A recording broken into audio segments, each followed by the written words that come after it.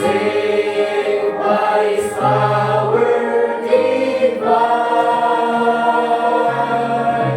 Come anchor your soul in the haven of rest, and sing, my beloved is mine.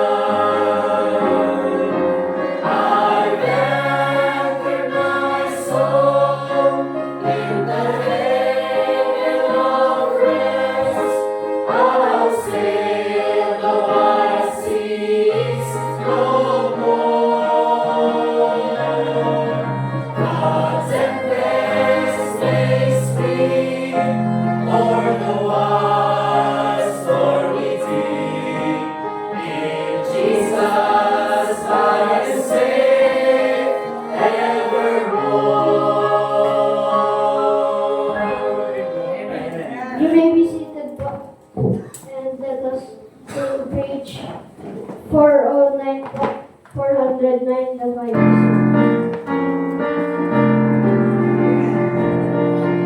For the first stanza, ready, sing. The Voice of the trumpets of the singing ones, the cry to us is heard afar and near. The Lord of hosts is marching out to victory. The triumph of the Christ is soon appear. The fight is on of Christian soldiers, face to face in stern array. In armors gleaming and colors streaming, the rallying wrong engaged today. The flag is on the beat of weary, be strong in His might hold fast. In God before us, His banner o'er us, we sing the victor's song at last.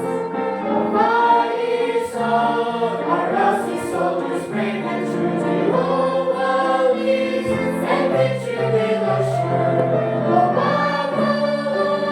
the armor God has given you, and His strength forever will endure. The fight is on, all Christian soldiers, and face to face in stern array. In armor gleaming and colors streaming, the riding wrong engaged today. The fight is on, but be not weary. Be strong in His might hold fast. If God before us, His banner o'er us, we'll sing the victor's song at last. Fight is waging on to certain victory. The Lord promised us the eastern sky. His glorious name in every land shall honored be. The Lord will bring the dawn of peace is nigh. Fight is all of Christian soldiers, face to face in stern array. We are gleaming and colors streaming, the right and wrong engaged today. The fight is on, but be not weary. Singing victory's might hold fast. He's up before us, His banner o'er us. We'll sing the victor's song at last.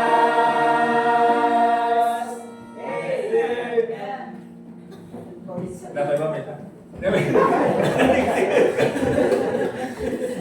Nahirapan yung si John Mark. Ayos. Okay, let's open our Bibles please sa 2 Peter chapter 3. Ito na po yung last na lesson natin sa 2 Peter. So tapos na tayo yung 1 Peter tsaka 2 Peter. At I think pupunta ulit tayo ng Old Testament. Doon naman tayo sa Daniel. Siguro next. Probably, di ba lang. But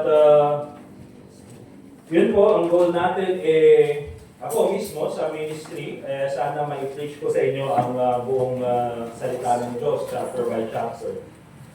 So, I think nakarami na rin tayo. John, Acts, Hebrews, Kings, Proverbs. Marami na rin mga kapatid. Kaya hanggang pagtanda ito. Diba? Alright, so dun tayo sa 2 Peter chapter 3. Basahin ko po yung verse 1 hanggang verse 18. Sabi ng Bible, "This second epistle, beloved, I now write unto you, in both which I stir up your pure minds by way of remembrance, that ye may be mindful of the words which were spoken before by the holy prophets, and of the commandments of us, the apostles of the Lord and Savior. Knowing this first, that there shall come in the last days scoffers, walking after their own lusts, and saying, Where is the promise of his coming? For since the fathers fell asleep, all things continue as they were from the beginning of the creation. For this they willingly are ignorant of that by the word of God the heavens were of old, and the earth standing out of the water and in the water, whereby the world that then was, being overflowed with the water, perished. But the heavens and the earth, which are now by the same word, are kept in store, reserved unto fire against the day of judgment and perdition of ungodly men. But beloved, be not ignorant of this one thing, that one day is with the Lord as 1,000 years, and 1,000 years as one day. The Lord is not slack concerning his promise, as some men count slackness, but is long-suffering to usward, not willing that any should perish, but that all should come to repentance. But the day of the Lord will come as a thief in the night, in the which the heavens shall pass away with a great noise, and the elements shall melt with fervent heat. The earth also and the works that are therein shall be burned up. Seeing then that all these things shall be dissolved, what manner of persons ought ye to be in all holy conversation and godliness, looking for and hasting unto the coming of the day of God, wherein the heavens being on fire shall be dissolved, and the elements shall melt with fervent heat.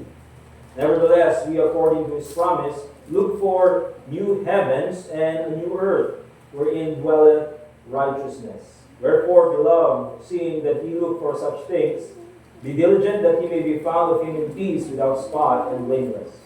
And account that the long suffering of our Lord is salvation, even as our beloved brother Paul also, according to the wisdom given unto him, hath written unto you. As also in all his epistles, speaking in them of these things, in which are some things hard to be understood, which they that are unlearned and unstable wrest, as they do also the other scriptures unto their own destruction. Ye therefore, beloved, seeing ye know these things, beware lest ye also, being led away with error of the wicked, fall from your own steadfastness. But grow in grace and in the knowledge of our Lord and Savior Jesus Christ, to him be glory both now and forever. Amen. So, ang title po ng ating mensahe ngayong hapon, mga kapatid, is Christian Growth is a Choice, Not Chance. Okay? Christian growth is a choice, not chance. Pag makikita po tayo, mga kapatid, ng mga Kristiyanong lumalago sa pananampalataya or malago sa kanilang pananampalataya, hindi po yan basta-basta. Magumising lang sila, biglang malago na sa pananampalataya. Hindi po, mga kapatid, may process po na nangyari dyan. Okay, meron pong choice na ginawa. Parang kumbaga, yung sa mga makikita natin mga garden, for example, or doon sa mga nagtatanim ng mga halaman, hindi po basta-basta na gumising sila ng isang araw and then bigla na lang silang may garden or bigla na lang sila may mga halaman na malago. Hindi po, mga kapatid. They had to do something in order na maging malago yung kanilang garden or yung kanilang halaman or yung kanilang orchid or air plant. Ewan ko. Hindi na yata uso ngayon yung orchid, di ba? But anyway, ganyan po, mga kapatid, ang example ng Christianity. Na tayo bilang mga Kristiyano, God wants us to grow. God wants us na maging malago tayo bilang mga mananampalataya. But also, ang ginawa ng Panginoon, since binigyan niya tayo ng kanyang salita para tayo ay lumago, binigay niya sa atin yung church para tulungan tayo na maging malago. Binigyan tayo ng preacher para ipakita sa atin yung tamang turo ng Panginoon. Binigyan niya tayo mga kapatid ng mga kasama sa pananampalataya who provokes us unto good works. Sabi ng Bible, Hebrews chapter 10. And also, God gave us the Holy Spirit. Na sa ganun po ay maintindihan natin yung kanyang salita. Because remember this, kung tayo po ay, nung hindi pa tayo ligtas, ay hindi po natin naiintindihan yung salita ng Diyos. Diba? Pero dahil nandyan na yung Holy Spirit, hindi kaya na natin intindihin because you can only discern spiritual things by the spiritual. But also at the same time, provide na lahat ng yan ng Panginoon sa atin. Kumbaga lahat na is 90%. Or sabihin 95%. 98%. Provide na ng Panginoon. Yung 2% na lang ang kailangan natin. Eh ano yan? It's your choice to grow. Okay? Provide na lahat ng Panginoon eh.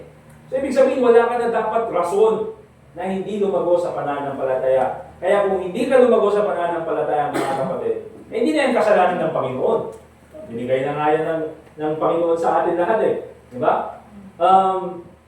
Kaya dito po makikita natin mga kapatid, doon sa mga huling talata na binanggit ni Apostle Peter, ye therefore, verse 17, beloved, seeing ye know these things before, beware lest ye also, notice this, being led away with the error of the wicked, fall from your own steadfastness.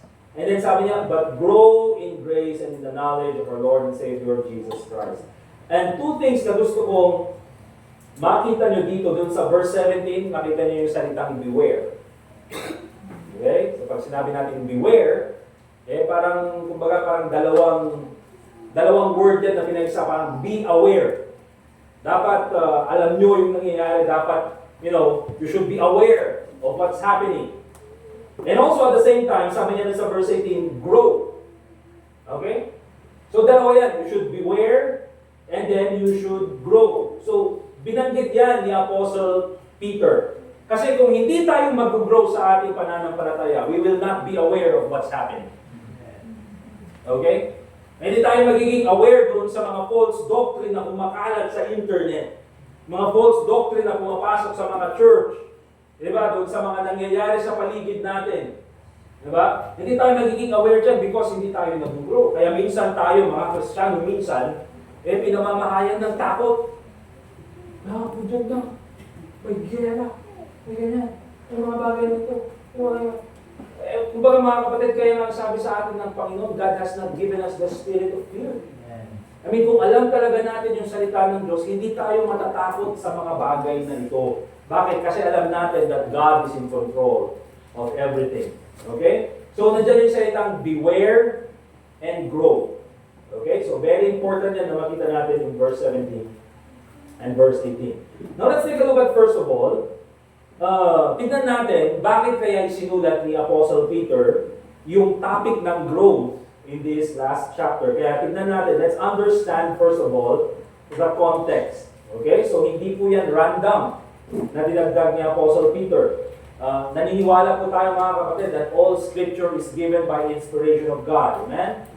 Kaya lahat ng nakasulat sa salita ng Diyos may purpose.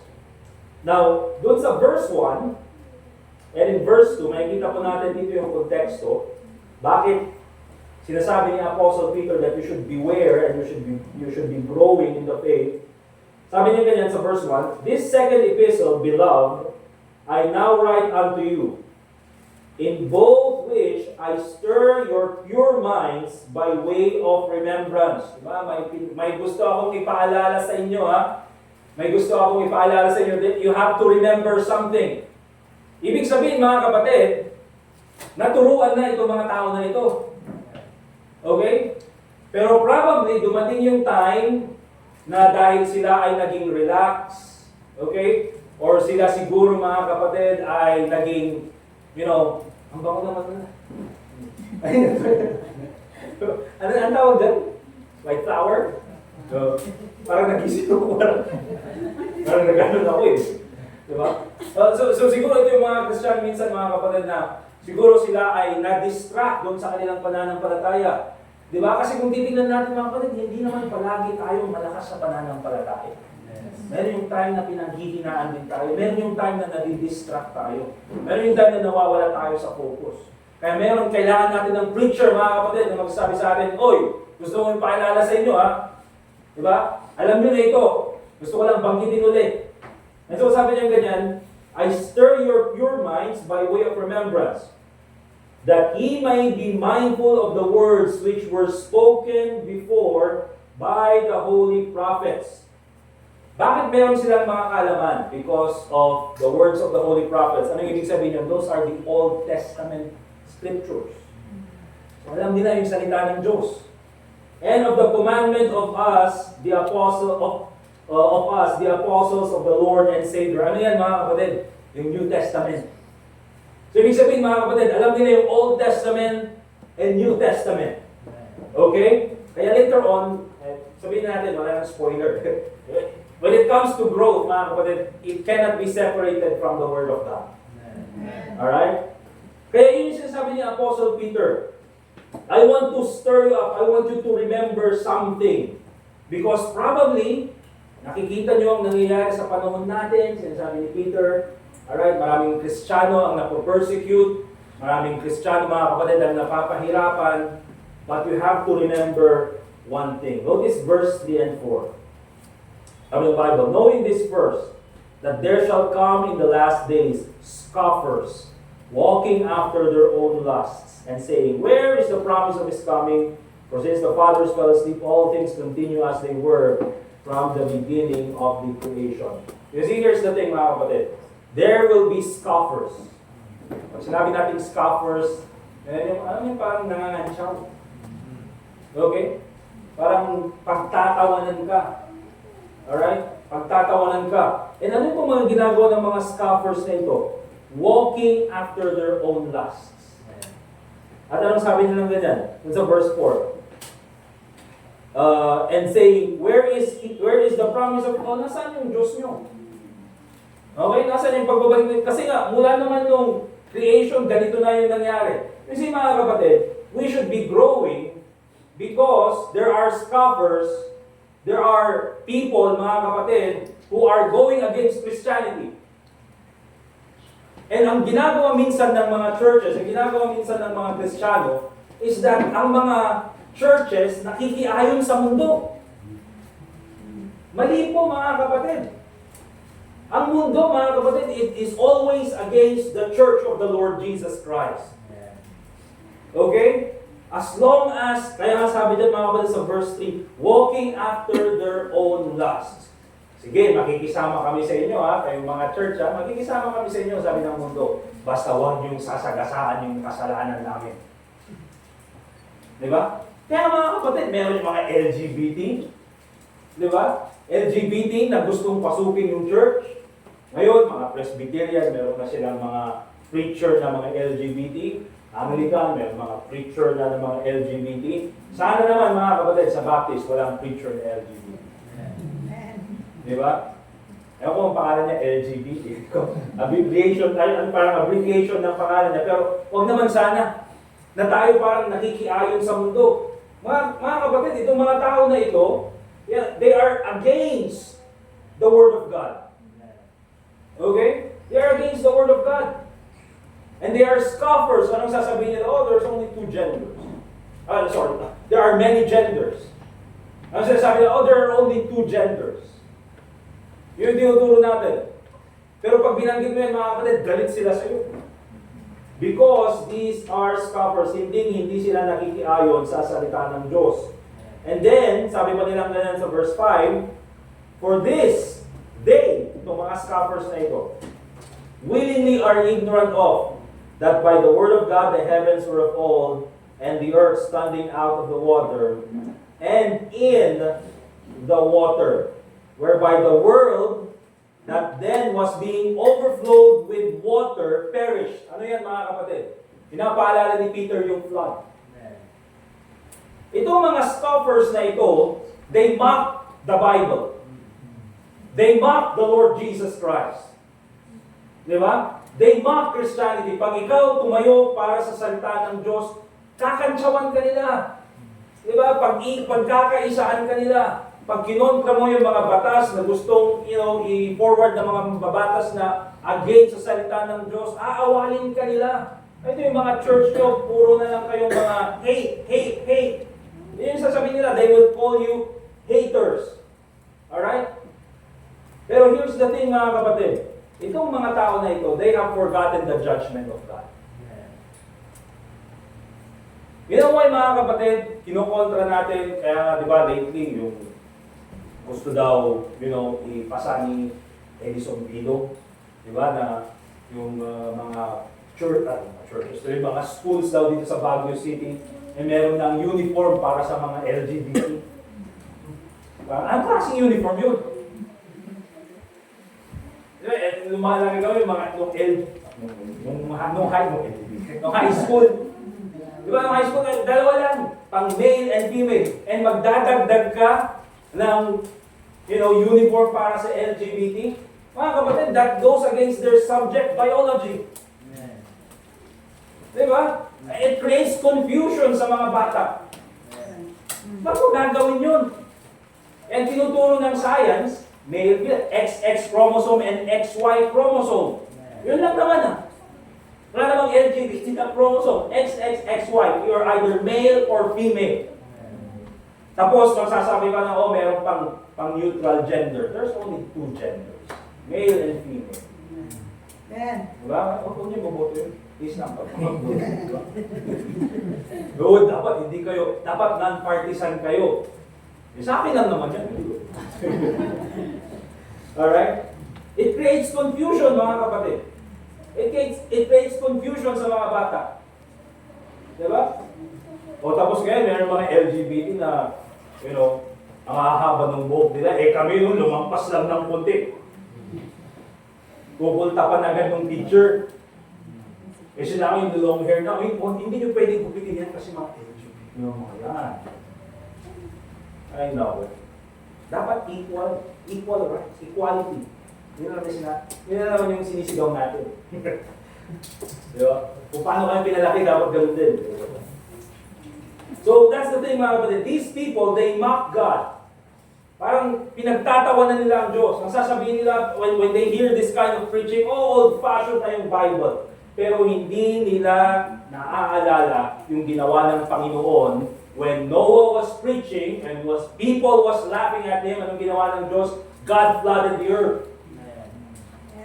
Diba? God flooded the earth. That is the wrath of God. And then, nagpakita ng Panginoon ng rainbow. And then, anong ginawa ng LGBT? Kinuha nila yung rainbow. Promise daw yun. Yes, it's a promise, mga kapatid, that God will no longer flood the earth. Yes. It's a promise. God will no longer flood the earth. But you know what, mga kapatid, dun sa verse 8, but beloved, be not ignorant of this one thing, that one day is of the Lord. Okay. But notice this, verse 7, but the heavens and the earth, which are now by the same word, are kept in store. Reserved unto fire against the day of judgment and perdition of ungodly. Oh yes, hindi na babahain ng Panginoon. There's no more worldwide flood. But you know what, mga kapatid? God is going to burn this world. Amen. And all the wicked and ungodly men who scoff and mock at the word of God. And so we have to understand this, mga kapatid. Ito yung sinasabi ni Peter, alam nyo na ito. Okay, binanggit ko na sa iyo mga bagay na ito. Alright? And then in verse 5, the Bible reads, they are willingly ignorant. Okay? Willingly ignorant. Alam nila yung katotohanan, pero pilit nilang ayaw pakinggan. Alright? And so, bakit yan yung binanggit ni Apostle Paul? Because that's the context. Okay? That's the context. Kaya dapat tayo, alam din natin yung sinasabi ng salita ng Diyos. Alright? Kasi itong mga tao na ito, akala nila matatalino sila. Akala nila alam nila yung pinagsasabi nila. That's why when they speak against the Lord, we need to know how to defend our Lord. Alright? Hindi yung, huwag na tayo minsan kasi yung Kristiyano, hindi na nagsasalita. You know why? Kasi hindi niya alam kung anong sasabihin niya. Di ba? But we have to defend yung salita ng Diyos. We have to defend our faith. And so, we have to understand, number 2, that growth is a choice. Okay? And that choice, mga kapatid, we have to do it every day. Notice verse 18, but grow in grace and in the knowledge of our Lord and Savior, Jesus Christ. Okay? Kaya makikita po natin that growth is a choice because God commands it. Now, here's the thing, mga kapatid. Kung makikita niyo po sa Bible, lahat ng kinumand ng Panginoon, posibleng gawin. Kaya hindi po yan excuse nyo. Hindi ko kasi kaya, mga kapatid, hindi po natin kayang maging katulad ni Apostle Paul. Hindi po natin kayang maging katulad ni Apostle Peter. Hindi natin kayang maging katulad ni preacher ganito, or ni brother ganito, or ni ano. Kasi meron tayong mga tinitingnan na mga kapatid na mga, sabihin na natin, heroes of the faith, sabihin na lang natin. Diba, mga Bible characters na tinitingnan natin. Meron din tayong mga kakilalang Kristiyano na tinitingala natin, mga kapatid. You know what? Probably you cannot be that person. Pero hindi sinabi ng Panginoon na maging katulad ka ni Pablo, o maging katulad ka ni Peter, maging katulad ka ni Santiago, o maging katulad ka ng preacher na ito. Hindi, ang sabi niya, mga kapatid, grow. Basta magprogreso ka lang. Basta lumago ka lang. Okay? Hindi mo kailangan ikumpara yung sarili mo sa iba. Just compare yourself with the Word of God. Okay? So, it is possible and it is expected. Let's go to Hebrews chapter 5.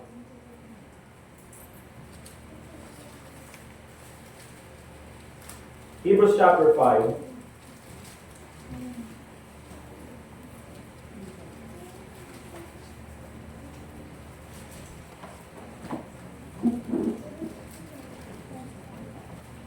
And the Bible reads, verse 12, for when for the time ye ought to be teachers, okay? By the way, mga kapatid, bakit po tayo kailangan lumago? Bakit tayo tinuturuan ng salita ng Diyos? Diyan po, mga kapatid, sa verse 12. For when the time ye ought to be teachers. Kaya ka tinuturuan ng salita ng Diyos para ikaw din ay magturo ng iba. Para magturo ka rin sa iba. Diba? Hindi ako marunong magturo. Pwede mong turuan yung anak mo. Hindi ako pwede hindi ko kayang magturo sa congregation. Pwede kang magturo ng isang tao. Di ba? O hindi ako ganyan kagaling, o pwede kang magturo ng bagong Kristiyano. Lahat po tayo, mga kapatid, tinuturuan ng salita ng Diyos para tayo ay magturo din sa iba. Kaya sabi nung writer ng Hebrews, for when the time ye ought to be teachers, dapat nga natuturo na kayo, sabi niya, ye have need that one teach you again, which be the first principles of the oracles of God. Bakit dapat nagtuturo na kayo kailangan, di ba tapos nyo na ito? Bakit uulitin ko na naman sa inyo? Di ba dapat tinuturuan nyo na yung iba? Bakit balik na naman tayo sa basic? And are become such as have need of milk and not of strong meat. For everyone that useth milk is unskillful in the word of righteousness, for he is a babe. But strong meat belong to them that are of full age, even those who by reason of use have their senses exercised, discern both good and evil. Kaya kung titignan po natin dito, mga kapatid, pag titignan po natin yung buhay natin bilang mga mananampalataya, okay? Bilang Kristiyano. For example, dun sa mga kasama natin nagsimula dito sa church 8 years ago. Diba? At least may kita mo, uy, ganun ako nung 8 years ago, oh. At least may kita mo na meron kang growth. Diba? Na meron kang, levels of Christian life na narating. Hindi yung, babalikan mo yung 8 years ago, ba't naging mas malala ako? Diba? Apay kas laking mahalo ako magtid. Diba, imbis nga makatulong, imbis nga kaswiter, di ba? So, yan po, mga kapatid. We have to grow because it's a command that God has given us. But also, going back to 2 Peter chapter 3, verse 17, growth is a choice. You know why? Because the alternative is drifting away. Kaya dun sa verse 17, mga kapatid, ye therefore, beloved, seeing ye know these things before, beware lest ye also, being led away with the error of the wicked. Okay? Kaya beware, sabi niya ganyan. Kaya kung hindi natin alam yung salita ng Diyos, at hindi tayo lumago sa pananampalataya, anong mangyayari, mga kapatid? Madali tayong mawala sa pananampalataya. Alright? Now let's go back to Hebrews chapter 2, verse 1.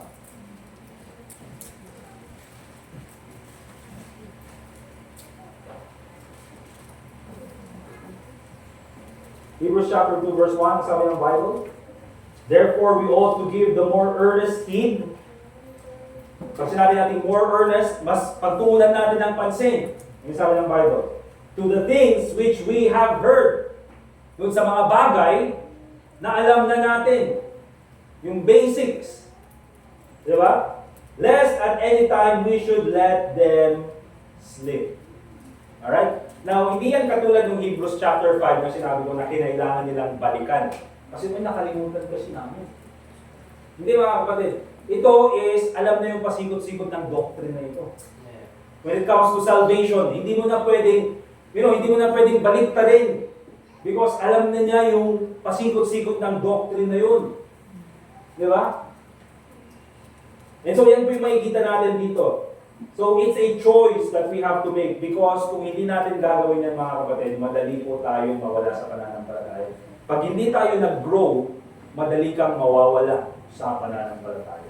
Okay, katulad yan for example, itong mga bata na ito, yan sila Sophie, yan sila Saya, di ba? Kailangan sila Floyd, kailangan bang pagsabihan yung mga yan? Di ba? Pag may nagbigay sa'yo ng candy, basta-basta ang kinukuha, ha? Basta-basta sumasama. Kasi mga bata yung mga yan. Di ba? Pero kung nag-grow na, yung adult na, RJ, pag nagbigay sa'yo ng candy, basta-basta. Huwag kang basta-basta sumasama, ha? So pag nasa bus ka mag-isa, ha? Huwag kang ha? Kasi alam mo, lalagyan niyo pa yung face towel dito sa iyo. Dito nga, dito RJ. Di mo na ginagawa yun, you know why? Alam na niya, adult na siya, he can take care of himself. Di ba? Pero kung ganyan ba si RJ, na daw sasabihin ko, RJ, hindi ka nga dito, punasan mo yun sa bibig mo. Hindi na pwedeng ganun mga kapatid. Bakit? He can take care of himself. Alright? Sa mga bata, ginagawa natin yan dahil, of course, hindi pa nila kaya. Alright? Ini-remind natin, pinagsasabihan. But kung nag-grow na, alam niya na, nakaka-discern na. Yan ang problema mga kapatid. Maraming Kristiyano ay tulad ng sabi ko nga dati, di ba? Matagal sa church, pero hindi lumago sa church. Number 3 mga kapatid, we have to understand that spiritual growth can never be separated from the Word of God. Okay? Kaya huwag po tayo magsasawa sa salita ng Diyos. Amen? Amen. Pwede ba pag sa church naman, huwag tayong mag-preach ng Bible? Huwag naman puro Bible naman. Pwede ba mag-preach naman tayo about sa, ano kaya preach natin? Mag-preach tayo about sa Florante at Laura. Yung Noli Me Tangere. Ano yung i-preach natin mga kapatid? Kung gusto mo ng ganun, pumunta ka sa library. Diba? Pero lahat ng pupunta sa church, ang hinahanap natin dito is yung salita ng Diyos. Amen. Okay? And it will never come to a point, mga kapatid, na alam na natin yung lahat ng sinasabi ng salita ng Diyos. Hindi. Habang tumatagal, mas marami pa tayong nalalaman sa salita ng Diyos. Okay? Let's go back to 2 Peter chapter 3, verse 2.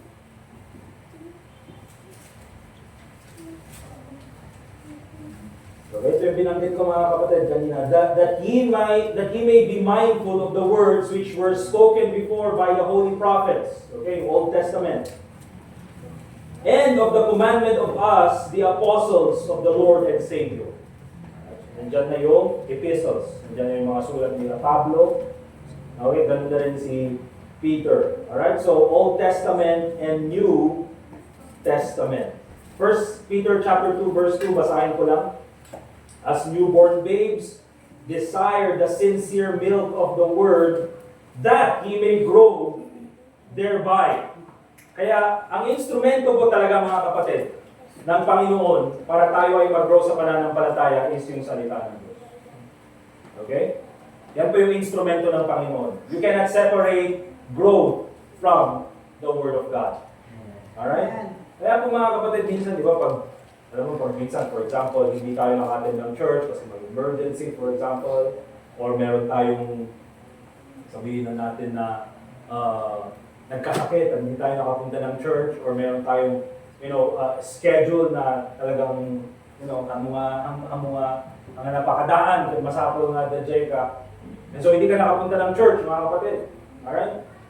Kahit na sabihin na natin na valid yung reason, pero deep inside, sasabi ko, sayang. Di ba? Sayang. Dapat nandun pa rin ako sa church. You know why, mga kapatid? Kasi yun na po yung nakasanayan natin.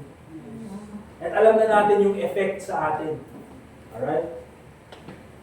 Let's go to Psalm chapter 1, verse 2 and 3. Para practical ko na makita natin yung kahalagahan ng salita ng Diyos para sa atin. Psalm chapter 1, verse 2 and 3. Of course, verse 1, sabi niya, "Blessed is the man that walketh not in the counsel of the ungodly, diba? Nor standeth in the way of sinners, nor seated in the seat of the scornful." Sabi ng verse 1. And sabi niya, "But his delight is in the law of the Lord."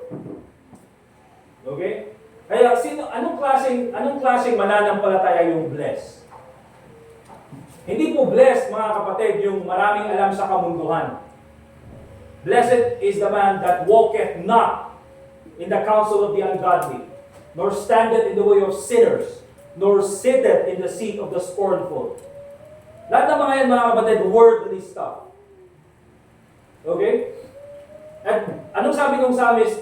Anong klaseng tao yung blessed? He is not the person who walks on these, sabihin na natin, mga philosophies ng mundo. The blessed man, yung blessed na tao, sabi ng ganyan, his delight is in the law of the Lord. Now, nababasa natin palagi yan, pero gusto kong makita niyo yung salitang delight. Okay?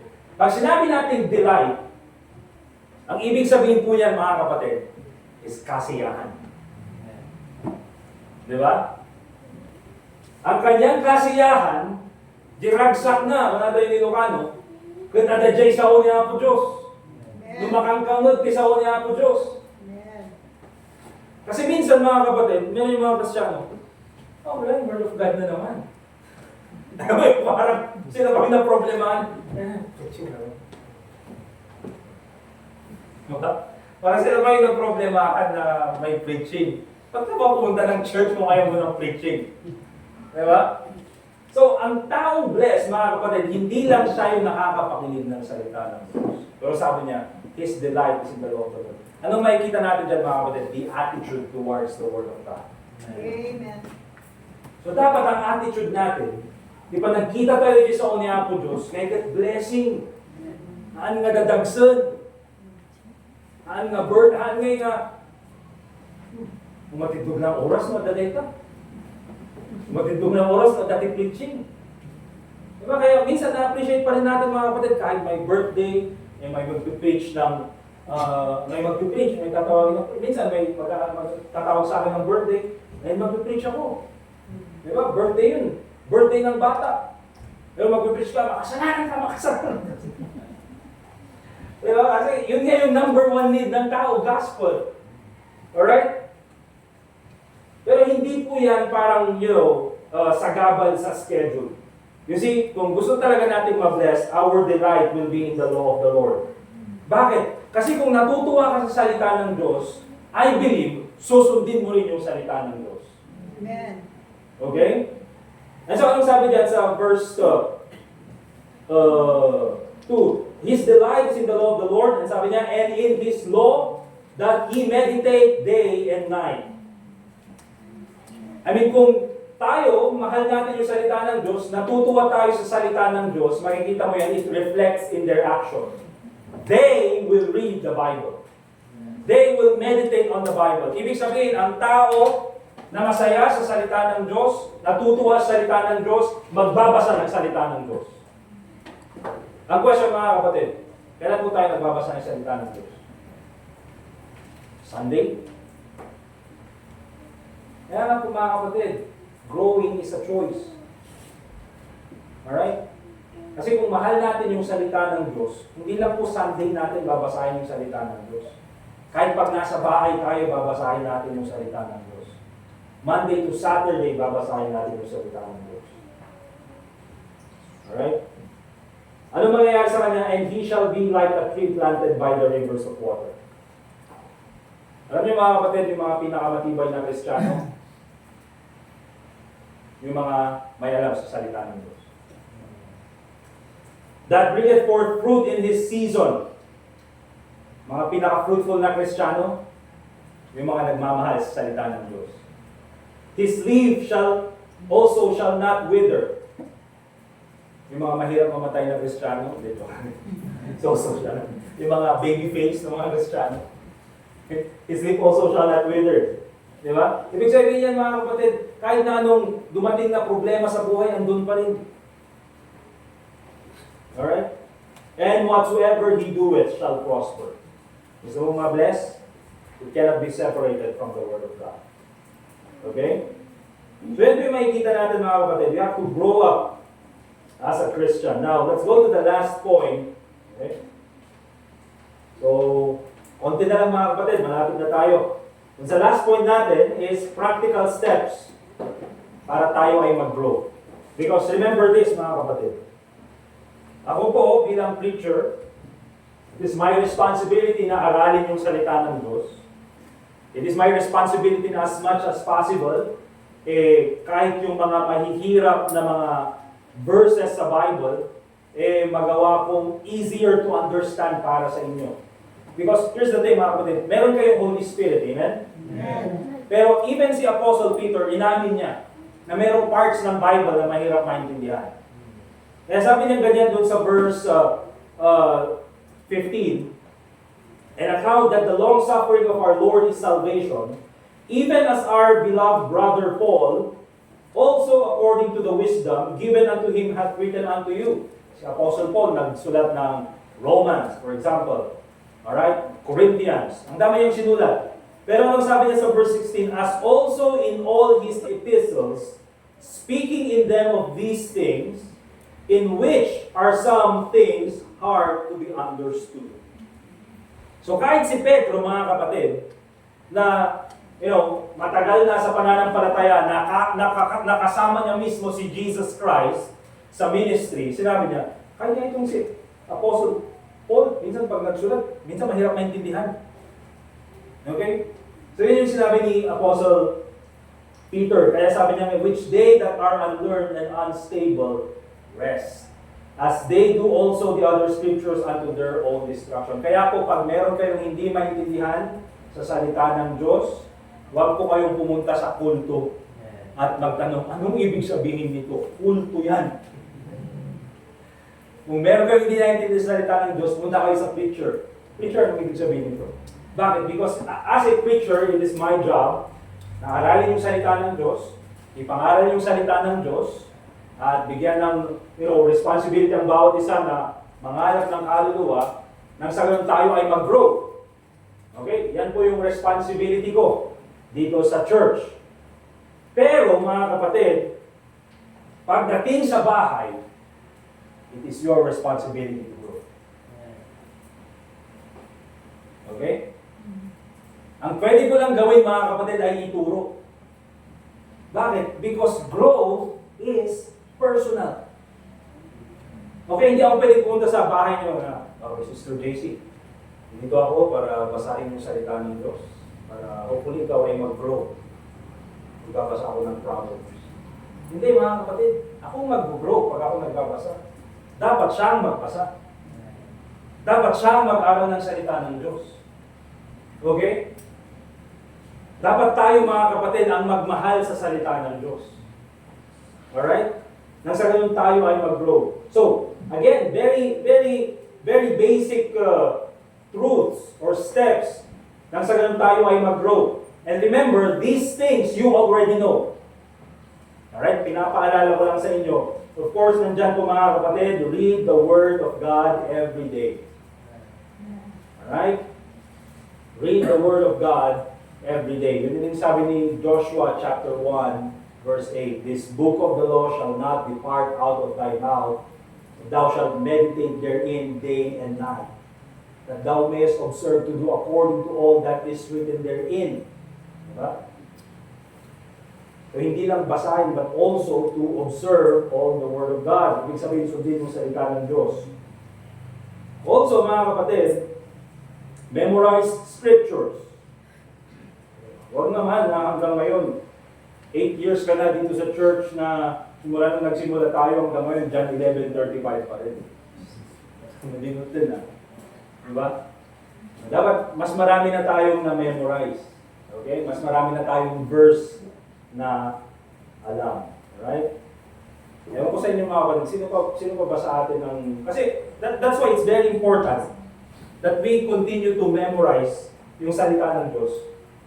Because ito napansin ko talaga, habang tayo tumatanda, marami tayong hindi naalala. That's why dapat constant yung pagbabasa and pag-memorize ng salita ng Diyos. Bigyan ko kayo ng example.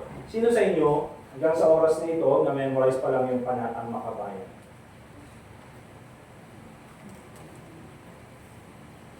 Diba? Panatang Makabayan. Ako ay tunay na Pilipino. Di ko na nga maalala eh. Diba? Ano ibig sabihin niyan? Diyan pinapakita ng mga kapatid na meron tayong mga bagay na nakakalimutan. And imagine that, nung elementary at high school tayo, everyday yan na sinasabi. Panunumpa ng katapatan sa watawat ng Pilipinas.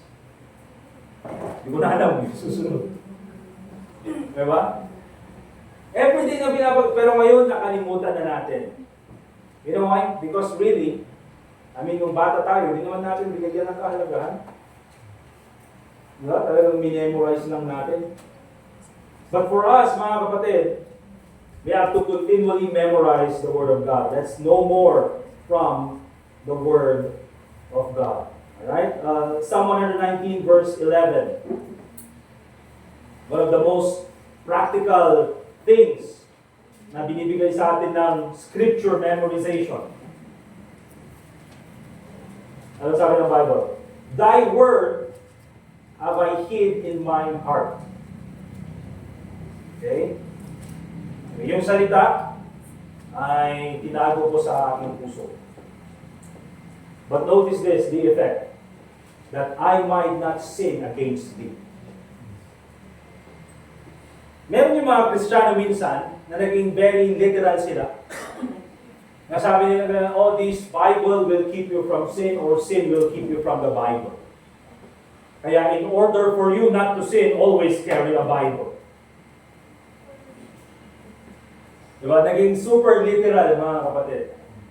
But actually, ibig sabihin niya na the Bible will keep you away from sin or sin will keep you away from the Bible is yan, Psalm 119 verse 11. Thy word have I hid in mine heart, that I might not sin against thee. Bakit mga kapatid? Kasi kung mas marami tayong alam sa salita ng Diyos, yan po yung nagiging warning sa atin na huwag natin dapat gawin yung isang bagay or gawin dapat natin yung isang bagay. For example, mga kapatid, ano sabi ng Bible? To him that, therefore to him that knoweth to do good, but doeth it not, to him it is sin. Alright? So, nandyan ka, naglalakad ka dun sa Session Road, tapos may nakita ka na kalat, pinaka-basic siguro. Tapos nakita mo, uy, kalat, dapat nasa basurahan yun. Tapos naglakad ka ganyan, tapos sabi mo pa, to him that knoweth to do good, and doeth not, to him it is sin. Babalikan mo tuloy. Tapos ang dami mong nakitang kalat, ay mabila, nililisan ko lang. But that's the truth, mga kapatid. Yun po yung effect ng Bible. The reason why we do things ay hindi lang natin ginagawa na walang dahilan. We do good things because good was taught to us. Gumagawa tayo ng tama dahil tinuruan tayo ng tama. At yung turo na yan saan galing? Sa salita ng Diyos. Alright? Kaya nga po, always, the source of our moral, I would say, or our morality is always the Word of God. Ito pa mga kapatid. Lastly, second to the last. Very important para tayo ay mag-grow. Always sit under consistent, faithful, biblical preaching. Alright? Kaya palagi kong sinasabi mga kapatid na when we are listening to the Word of God, dapat may Bible tayo, binubuksan natin para nakikita natin na galing sa salita ng Diyos. Yung pinag-uusapan natin. Alright? And of course, lastly, and dito tayo magtatapos, let's go to James chapter 1, verse 22. Hanggang 25. Again, these are practical steps to grow. Read the Word, memorize scriptures, listen to faithful biblical preaching. By the way, mga kapatid, dun sa mga, especially sa mga men, because later on, you will be preachers. Diba? Remember this. Good preaching is biblical preaching. Amen. Remember that. Hindi po good preaching is yung, galing magsalita. Ang galing mag-English, good preaching. Ang galing magpatawa, good preaching. Hindi po, good preaching is biblical preaching. Amen. Kasi kahit na ang galing-galing mong mag-English, kung ang in-English mo naman is hindi yung salita ng Diyos, walang kwenta. Diba? Mag-YouTube na lang tayo, mas maraming magaling mag-English doon. Diba? O kung magaling ka lang magpatawa, magaling ka lang mag-entertain ng mga tao, at sasabihin mo yun yung good preaching, that's not good preaching. Doon na lang sa comedy bar. Mas okay pa. Diba? Pero nandito sa church, always good preaching is biblical preaching. Remember that, mga kapatid. Amen. Alright? James chapter 1, verse 22 to 25. But be ye doers of the word, and not hearers only, deceiving your own selves. For if any be a hearer of the word, and not a doer, he is like unto a man, beholding his natural face in a glass, or mirror. For he beholdeth himself, and goeth his way, and straightway forgetteth what manner of man he was. But whoso looketh into the perfect law of liberty, and continueth therein, he being not a forgetful hearer, but a doer of the word, this man shall be blessed in his deed. So wag lang magbasa ng salita ng Diyos, wag lang mag-memorize ng salita ng Diyos, wag lang makinig ng salita ng Diyos, pero gawin ang salita ng Diyos. Alright? Bakit? Kasi pag ginawa mo, mga kapatid, hindi mo na makakalimutan. Diba? Pag ginawa mo, hindi mo na makakalimutan. Previously, mga kapatid, doon sa past month, tulad ng sabi ko, naka-under training ako dun sa trabaho namin. Diba? And for 3, yung bagong department kasi namin ay sobrang sakit ng ulo, ang haba ng process, yung mga kailangan mong gawin. And bago kami lahat sa department na yun, kaya lahat kami nangangapa kung paano gawin. Pero may training, of course. Diba? But for the past 3 weeks, na, lahat puro explanation, puro memorization, at puro kailangan sundin yung process flow. If this happens, go to this. If this still doesn't work, go to this, go to this, go to this. If it doesn't happen, break the computer. Ganun na lang yung gagawin Di ba? Naka-process flow lahat, may susundan ka na lang. Alright? So 3 weeks, gano'n yung ginawa namin. And pagkatapos ng 3 weeks, sabi ko gets na ba natin? Kaya ba natin? Parang wala kami natutunan. Pero nung last 1 week, at binigay sa amin in actual, yung gagawin namin na process, I think in less than 3 days, nakuha na namin. Because actual yung paggawa ng process. Na-apply namin yung natutunan namin doon sa training. What do I mean by that, mga kapatid? When you do something, it's less easier to forget. Bakit? Ginawa mo na, in-apply mo na. Alright?